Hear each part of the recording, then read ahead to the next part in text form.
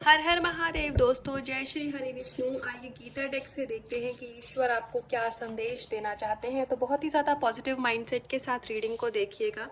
तो हमारे पास पहला ही जो कार्ड आया है वो सीक्रेट ऑफ सीक्रेट्स का आया है।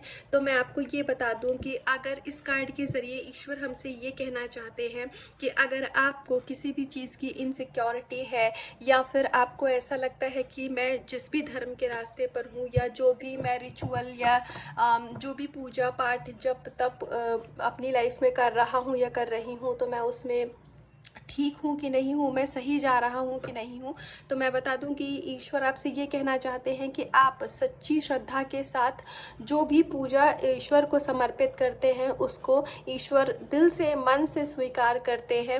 और ईश्वर को सब कुछ पता है कि आपके मन में क्या चल रहा है, आपकी कोई दुविधा है, आपकी कोई विश है, आपको किसी भी चीज़ का फियर भी है तो ईश्वर को वो भी पता है। तो आप कंप्लीटली खुद को ईश्वर को सरेंडर कर दीजिए। ईश्वर सब कुछ जानते हैं। आपको हो सकता है कुछ लोगों को ऐसा लग रहा हो कि ये विश मेरी बहुत टाइम से फुलफिल नहीं हो रही है या फिर मेरा कोई काम ही नहीं बन रहा है, मेरी लाइफ एक जगह पर स्टक हो चुकी है। तो आपको इस कार्ड के ज़रिए ये बताया जा रहा है कि ईश्वर को ये पता है कि कब सही समय है आपकी विश को पूरा करने के लिए। ईश्वर को सब पता है कि कब आपको क्या देना है। तो इसलिए आपको थोड़ा पेशेंस रखने की ज़रूरत है। आप पूरी दुनिया से सब कुछ छुपा सकते हैं लेकिन आप अपनी अंतरात्मा से और अपने ईश्वर से कुछ भी नहीं छुपा सकते हैं। तो उनको सब पता है। और यदि आप अपनी लाइफ में कुछ ऐसे कर्मा कर रहे हैं जो कि आपको ऐसा लगता है कि मुझे ये नहीं करना चाहिए, ये बैड कर्मा है, लेकिन फिर भी आप लोगों के दबाव में आकर के या सोसाइटी के लोग क्या कहेंगे को मतलब आपको ऐसा लग रहा है, आपकी अंतरात्मा आपसे कह रही है कि ये कर्म नहीं करना चाहिए, लेकिन आप सिर्फ इसलिए कि लोग क्या कहेंगे या मेरी इमेज पे क्या प्रभाव पड़ेगा, अगर ऐसा कुछ भी जो भी अगर आप में से कोई भी व्यूअर ऐसा कुछ कर रहे हैं तो प्लीज़ आप आपको अपने कर्मा पे ध्यान रखने की ज़रूरत है, क्योंकि ईश्वर हर क्षण हर पल आपको देख रहे हैं। दूसरा कार्ड हमारे पास प्रोटेक्शन का है। तो आपकी लाइफ, आपका सोल पर्पस, आपका जीवन और आपके जो भी कुछ आपका कोई जो भी रिश्ते हैं वो सब ईश्वर ने पूरी तरीके से अपनी प्रोटेक्शन में रखा हुआ है। तो आपको किसी से भी डरने की ज़रूरत नहीं है, क्योंकि चाहे वो आपके विचार हो या चाहे 3D वर्ल्ड में कुछ भी मतलब लोग आपको अगर परेशान कर रहे हैं या फिर आपको कार्मिक्स बहुत ज़्यादा ट्रिगर दे रहे हैं, तो ये ज़्यादा समय तक ये सिचुएशन आपकी लाइफ में नहीं रहेगी। आपकी लाइफ से हर नेगेटिविटी को, आपकी लाइफ से हर प्रॉब्लम को ईश्वर बहुत जल्दी दूर कर देंगे। और ईश्वर ने आपको पूरी तरीके से प्रोटेक्शन दे करके रखी हुई है। तो अगर आपको बिल्कुल भी ये डाउट है कि मेरा कनेक्शन, मेरे रिश्ते, मेरा जीवन प्रोटेक्शन में है कि नहीं, तो बिल्कुल आपका रिश्ता प्रोटेक्शन में है। लेकिन आप जो भी नाम जप तप कर रहे हैं उसको आप ऐसे ही एज इट इज़ करते रहिए। False ego. आप में से कुछ लोग ऐसे हो सकते हैं जो कि थोड़ा ईगो से डील कर रहे हैं, या फिर ऐसा भी हो सकता है कुछ लोगों के साथ कि उनको अपनी भक्ति पे आपकी साइकिक एबिलिटी अनलॉक हुई हो या फिर आप बहुत ज़्यादा इंट्यूटिव हो गए हो, तो जिस वजह से आपके अंदर में एक ऐसी ईगो आ रही है कि मतलब आप कंपैरिजन कर रहे हो कि वाओ मेरे साथ ये चीज़ हो रही है, बाकी लोगों के साथ तो नहीं हो रही है, मैं इन लोगों से अलग हूँ। या आपके अंदर ऐसा आ रहा हो कि मैं ये कर सकता हूँ, मैं इन लोगों से एबव हूँ, इन लोगों से परे हूँ। तो प्लीज़ आप इस ईगो से दूर रहिए। आपको एक चीज़ दिमाग में रखने की ज़रूरत है, हमेशा अपने अंतरात्मा को एक ही मैसेज देते रहिए कि आप अपने जीवन में कुछ नहीं कर रहे हैं। हम और आप ईश्वर के हाथ की एक कठपुतली हैं। तो हमारी जो भी ब्लेसिंग्स हैं हमारे जीवन में, या फिर हो सकता है आपके पास बहुत आप रिच बाई मैं यहाँ मनी की बात करूँ, मटेरियल की, आप थोड़ा मनी से आप रिच हो सकते हैं। तो आपके अंदर यदि पैसों को, धन को लेकर के कोई भी घमंड आ रहा है तो ऐसा मत करिए, क्योंकि ये सब ईश्वर करवा रहे हैं। तो ईश्वर को ब्लेसिंग्स देने में भी समय नहीं लगता, ब्लेसिंग्स लेने में भी समय नहीं लगता। तो प्लीज़ खुद को कम्प्लीटली सरेंडर करिए। जो भी हमारी लाइफ में अबंडेंस है, जो भी हमारी लाइफ में अच्छाइयाँ हैं, वो सब उस ईश्वर की दी हुई हैं। तो प्लीज़ ईगो की एनर्जी से जो लोग डील कर रहे हैं, तो आपको उस ईगो को त्यागने की ज़रूरत है। कम्प्लीटली अपने आप को ईश्वर को सरेंडर कर दीजिए। इनफेमाई। इस कार्ड के ज़रिए ईश्वर आपको ये बताना चाहते हैं कि आपके अंदर जो भी हो सकता है कि आप अपने कार्मिक्स के साथ डील कर रहे हैं, तो आपको वो कार्मिक बहुत ज़्यादा ट्रिगर कर रहे हैं और आप इस समय आपको ऐसा लग रहा हो कि आप थोड़ा एंगर की एनर्जी आपके अंदर आ रही हो, क्योंकि यदि आपको आपके कार्मिक ट्रिगर कर रहे हैं और आप उस चीज़ को ट्रिगर ना ले करके आप बहुत सीरियस हो रहे हैं और आपके अंदर में उनको लेकर के बहुत गुस्सा आ रहा है, या वो मतलब आप फ्रस्ट्रेट हो रहे हैं कि मेरे साथ ऐसा क्यों हो रहा है, इसने मुझे ऐसे कैसे कह दिया, मेरे साथ ऐसा कैसा बिहेव कर दिया।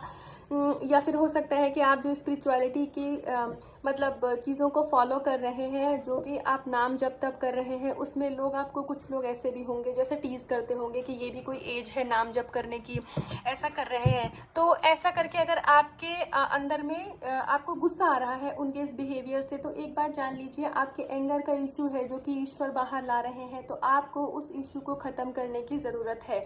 एक्चुअली में जो भी हमारे कार्मिक्स हमारे सराउंडिंग होते हैं ना, ये हमारे दुश्मन नहीं होते हैं। ये ईश्वर हमारे सराउंडिंग में ऐसे लोगों को इसलिए रखते हैं क्योंकि अगर कार्मिक नहीं होंगे तो फिर हमारे जो इश्यूज हैं उनको ट्रिगर कौन करेगा।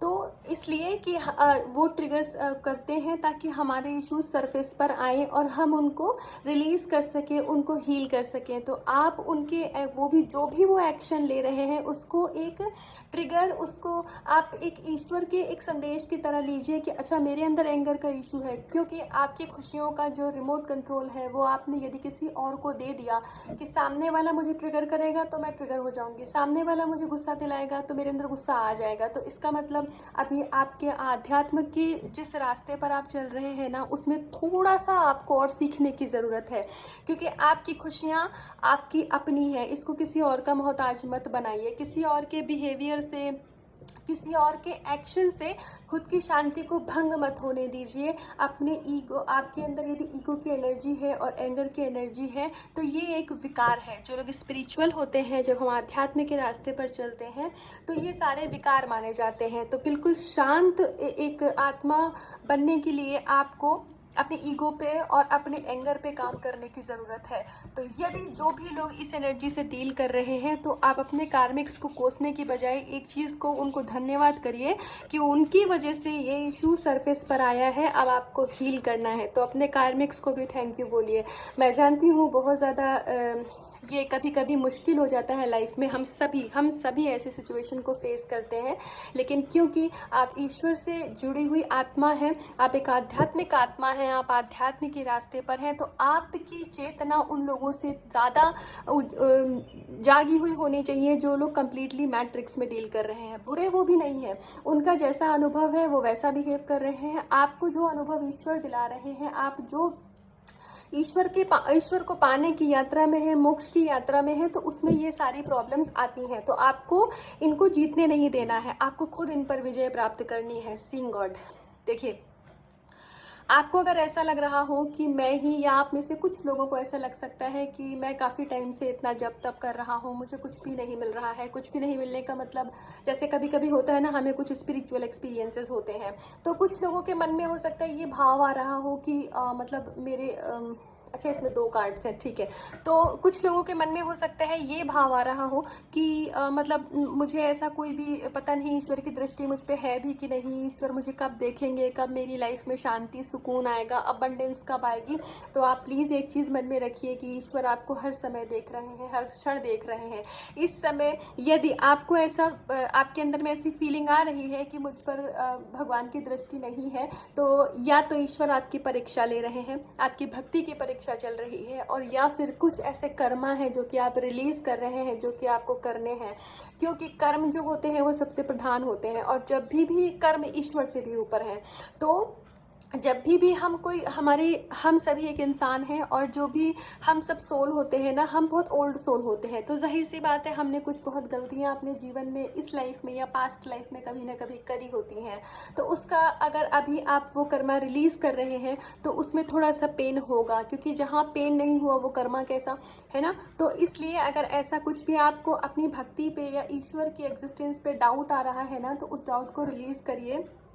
और देखिए, हमारे पास जो लास्ट कार्ड है वो कितना प्यारा है, कॉन्शियस एंटिटी का कार्ड है। तो देखिए, मैं अभी तक यही बोल रहे थे कि आप एक ओल्ड सोल हैं, आप एक आध्यात्म के रास्ते पर हैं, तो जी बिल्कुल आपको उस कॉन्शियसनेस तक पहुंचना है। आपको ये पूरे मैट्रिक्स को, ये पूरे 3D वर्ल्ड को पीछे करते हुए आपको उस सच्चाई के रास्ते को उस सच्चाई के रास्ते पर चलते हुए ईश्वर को पाना है। और ये जर्नी इतनी आसान नहीं होती है, ईश्वर को पाने की जर्नी इतनी आसान नहीं होती है, लेकिन आप इस रास्ते पर चलते रहिए। एक दिन जब आप हर एक चीज़ को हमारी लाइफ में कब क्यों कैसे हो रहा है, ये सारे कब क्यों कैसे का जवाब आपके खुद के अंदर है।